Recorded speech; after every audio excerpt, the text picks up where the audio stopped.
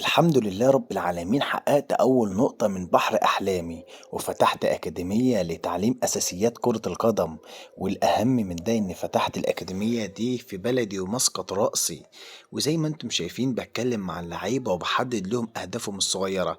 وبدأنا وحدة التدريب زي ما انتم شايفين، وهنا بقى بعدل خطأ للاعب كان بيستلم الكرة غلط وبيسلمها برضه غلط. مفيش لاعب بيستلم كده. العب بس ببطن رجلي، لا ما اتعلم عادي مش مشكله. احنا برضه ما كناش نعرف نتعلم. اغلط عادي مش مشكله، التمرين يبقى كل واحد. انا بستلم ببطن رجلي وقبل ما العب برفع وشي بشوف انا هلعب لمين. الناس كلها بتلعب، الناس كلها بتعمل كده. نلعب وهي باصه في الارض، ارفع وشك يا عم اهو بستلم اهو، وقبل ما العب ببص واشوف انا هلعب لمين. عود نفسك ترفع وشك قبل ما تلعب الباص.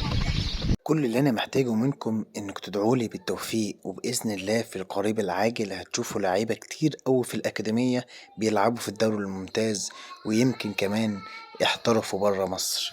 ولايك وفولو لو الفيديو عجبك عشان يوصلك مع نجوم مصر كل جديد. سلام.